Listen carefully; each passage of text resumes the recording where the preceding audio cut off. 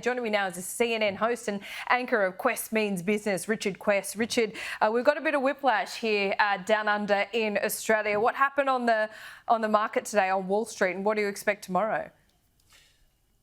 I think it was a total whiplash on New York's market as well. They were very heavily down. Then there was a rumour that the delay of tariffs, which was not true, but it gave a brief respite, a bit of buying, and the market went green. But by the time all was said and done, it was back into the red, just not as heavily as we'd seen over recent weeks. Look, there's no real reason to buy this market at the moment.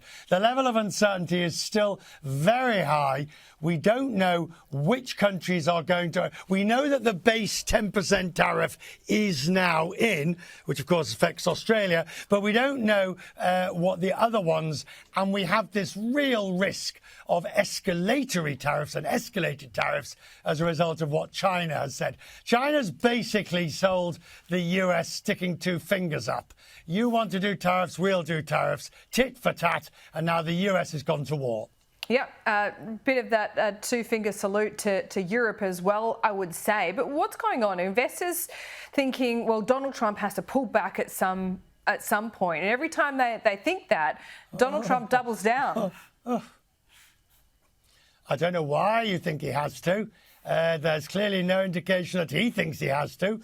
Is this the grand negotiating strategy from the man who wrote The Art of the Deal? We don't know.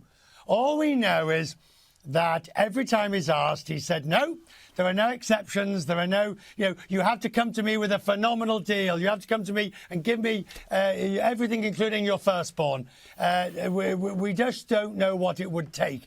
But even if he does do all of that, even if that road is followed, there is still the question of how much damage has already been done. What is the end game here? Is it the rebalancing? You see, I'll give you an example.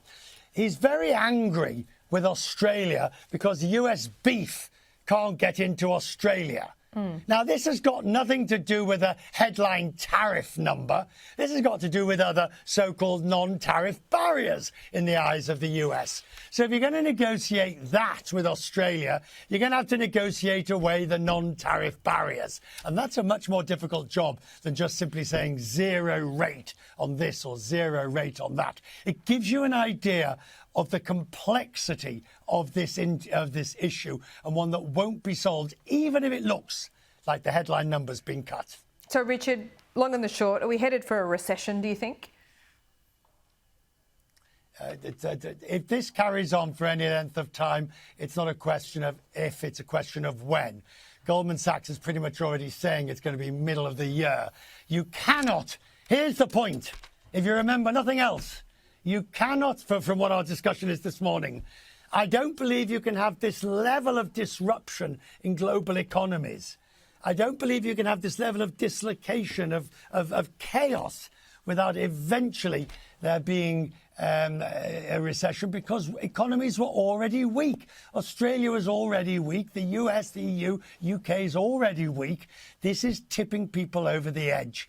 And whether you get 2 quarters of negative GDP isn't really the question. It's more about just how long does this chaos continue. Well, at least 4 years, I'd say. Richard, thanks so much for your time here on AM Agenda this morning. And thanks for staying up for us. I appreciate it. Yeah, you're welcome. You're welcome.